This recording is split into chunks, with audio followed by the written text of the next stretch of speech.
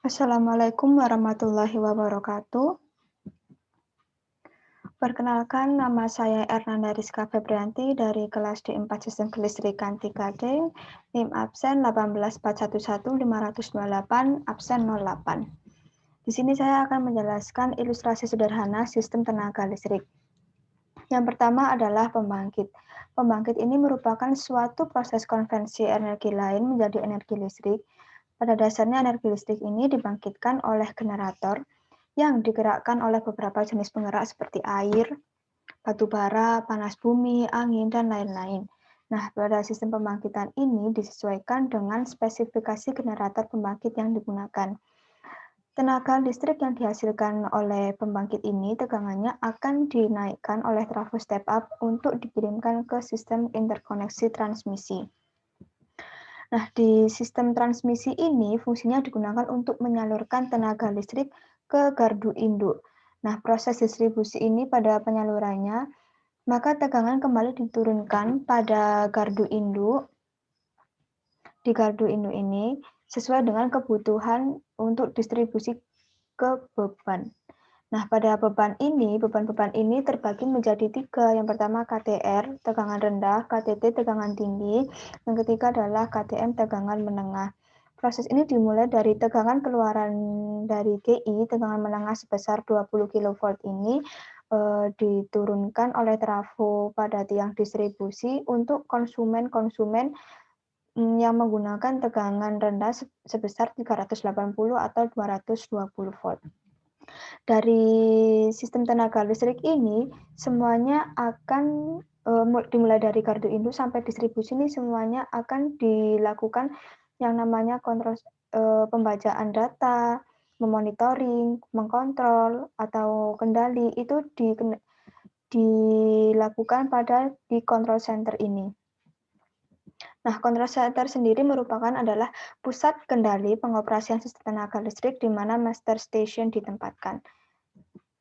Nah, pada flowchart control center ini terbagi menjadi 2 bagian. Yang pertama operator workstation level, lalu yang kedua adalah bay controller level. Untuk yang pertama adalah bay level. Bay level ini merupakan lapisan paling bawah yang terdiri dari perangkat kendali bay yang termasuk bay control unit, bay proteksi, Ethernet switch, dan perangkat penunjang lainnya. Nah, perangkat ini dihubungkan langsung dengan perangkat utama yang ada di switchyard seperti PMT, PMS, dan sensor-sensor. Pada bagian bay level ini digunakan untuk memonitoring, memantau kondisi, terus sebagai kendali, dan juga untuk mengetahui keadaan kondisi real time pada alat gardu induk tersebut. Nah, fungsi dari spam ini dan juga protective relay ini ada yang digunakan untuk melakukan pembacaan terhadap arus, tegangan, daya aktif, daya reaktif, dan ada juga yang digunakan untuk pembacaan temperatur. Nah, di flowchart tadi kan ada 4 unit. Yang pertama adalah untuk order HV protective relay to HV protective relay. Yang kedua adalah spam acquisition to other equipment.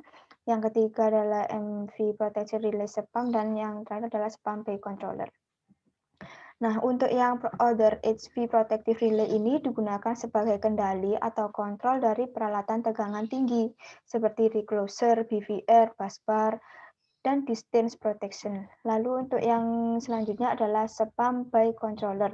Spam by controller ini digunakan sebagai kendali dan juga digunakan untuk memonitoring peralatan tegangan tinggi seperti analog values, SF6 volt, temperatur, HV protection, dan automatic function.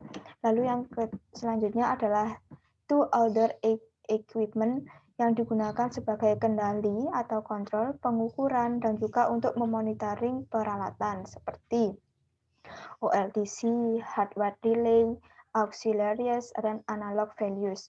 Lalu yang selanjutnya ada MV protection relay, SPAM, to MV protective relay main voltage. Nah, ini digunakan sebagai proteksi atau pengaman dari peralatan tegangan menengah. seperti substation atau busbar, transformer, kapasitor, motor. Lalu di B level ini terdapat bagian-bagiannya. Yang pertama ada digital input, delay signal atau TS. TS ini digunakan sebagai untuk mengirimkan status dari peralatan tenaga listrik yang dipantau dan dikontrol menggunakan modul RTU dibantu dengan relay eksternal. Lalu yang kedua ada telekontrol digital atau biasa disebut dengan TCD. Nah, TCD ini digunakan untuk membuka atau menutup peralatan sistem tenaga listrik. Nah, proses membuka dan menutup ini dilakukan oleh dispatcher secara remote. Jadi hanya menekan tombol buka dan tutup yang ada di dispatcher atau yang dikeluarkan di modul analog yang disambungkan ke pembangkit gardu induk seperti PMT, PMS, ES. Lalu untuk yang selanjutnya adalah telemetering atau TM. Nah, TM ini digunakan untuk mengirimkan informasi berupa pengukuran besaran-besaran listrik pada suatu saat tertentu seperti tegangan, frekuensi, daya, arus. Nah, dalam telemetering itu dispatcher dapat memantau semua atau keseluruhan informasi yang dibutuhkan secara terpusat dan akurat. Lalu yang keempat ada telekontrol analog atau biasa yang disebut dengan TCA. TCA ini digunakan dikeluarkan dari modul analog output disambung ke unit pembangkit yang biasa diatur pembebanannya. Lalu yang kelima ada modem, ada modulator, 7 demodulator, dan ke-8 adalah protokol komunikasi. Nah, untuk modem ini merupakan dari gabungan dari bagian modulator dan juga demodulator. Jadi untuk fungsi modulatornya ini digunakan untuk mengubah sinyal informasi ke dalam sinyal pembawa carrier dan siap untuk dikirimkan. Sedangkan untuk demodulator ini bagian yang memisahkan antara sinyal informasi dari sinyal pembawa sehingga informasi tersebut bisa tersampaikan dan diterima dengan baik. Lalu ada protokol komunikasi. Protokol komunikasi ini digunakan pada sebuah jaringan komputer, misalnya seperti untuk mengirimkan pesan, data informasi, dan fungsi yang harus dipenuhi oleh pengirim atau transmitter dan penerima atau receiver agar komunikasi dapat berlangsung dengan benar. Nah, selanjutnya ada bagian station level. Station level ini merupakan bagian dari operator workstation level. Nah, di operator workstation ini merupakan pengendali utama kontrol pusat yang berasal dari gardu induk yang dikontrol dari sebelumnya atau yang dari bay control level.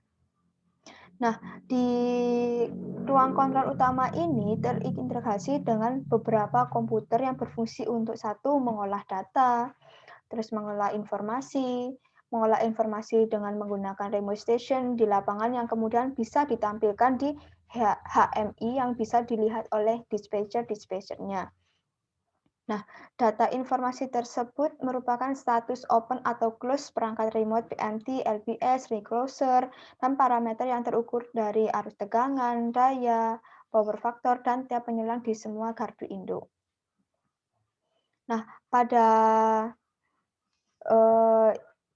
station level ini terdiri dari sistem SCADA yang terdiri dari beberapa bagian. Yang pertama adalah Master Terminal Unit. Master Terminal Unit, Human Machine Interface, HMI, yang berada di bagian monitor ini. Lalu FEP, Front End Processor, Media Komunikasi Data, dan juga Remote Terminal Unit atau RTU dan PLAN. Nah, untuk lebih gampangnya ini ada penjelasannya.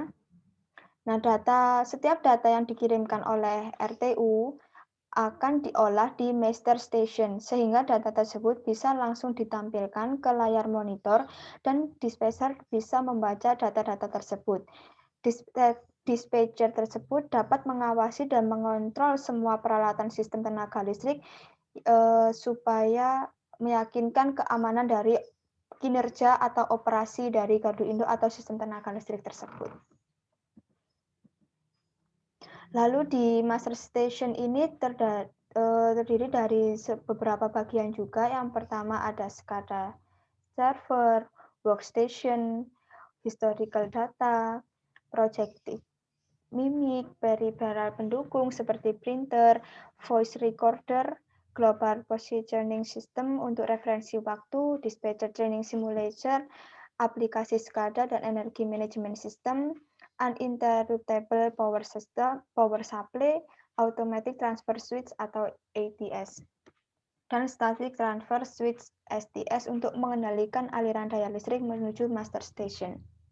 Nah, untuk pemilihannya, meteringnya, kendalinya, atau monitoringnya ini, yang pertama ada order HV protective relay.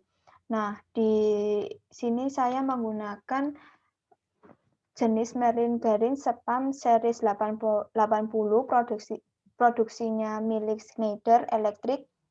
Nah, pada bagian ini SPAM ini digunakan sebagai proteksi atau pengaman. Untuk busbar sendiri bisa menggunakan dengan tipe B80, B83. Sedangkan untuk yang order HV protective relay ini juga bisa digunakan untuk proteksi phase over current, earth fault, atau sensitive earth fault, breaker failure, negative sequence atau unbalance, sampai ke kapasitor bank unbalance. Terus lalu untuk yang recloser ini, bisa menggunakan substation dengan tipe S80, S81, S82, dan juga S84. Untuk yang standby controller ini tuh HVP, untuk bagian SPAM ini digunakan fungsi utamanya adalah sebagai kontrol atau pengendali dan juga sebagai monitoring. Nah, untuk SPAM ini yang bagian temperatur ini bisa untuk yang temperatur motor bisa menggunakan tipe M81, M87, M88, yang transformer thermalnya bisa menggunakan T81, T82, dan T87, dan untuk yang generator bisa menggunakan G82, G87, G88. Sedangkan untuk yang selanjutnya adalah order SPAM acquisition. SPAM acquisition ini digunakan sebagai fungsi utamanya digunakan sebagai kontrol, monitoring, dan juga metering. Nah, untuk yang ini SPAM acquisition ini digunakan untuk OLTC, hardware relay, auxiliaries, analog values. Nah, di sini bisa juga digunakan untuk mengukur atau metering arus, tegangan, daya, dan juga bisa dilakukan untuk rotation speed motor generator dengan SPAM series menggunakan 80 dengan produksi milik Schneider. Lalu untuk yang selanjutnya adalah MV Protection Relay SPAM. Nah, di sini bisa digunakan tuh MV Protective Relay main voltage berupa substation atau busbar, transformer, kapasitor, motor. Untuk yang substation atau busbar bisa menggunakan dengan tipe S02, S03, S03 sampai S09 dengan SPAM series 80, dan juga untuk yang busbar ini juga bisa menggunakan tipe B02, B04, B07, B12 dengan menggunakan series 80. Lalu ada juga untuk yang motor ini, untuk yang motor bisa menggunakan SPAM series 80 dengan tipe M06, M07, M08, M14. Dan juga kapasitor pun juga demikian seperti itu, bisa menggunakan tipe C02, C04, C06, C08 dengan series 80. Lalu untuk penempatan meteringnya bisa dilakukan di dua tempat. Yang pertama adalah incoming substation dan juga yang kedua adalah incoming feeder to feeder. Lalu selanjutnya adalah alat bantu metering. Di sini saya menggunakan alat bantu current transformer atau CT.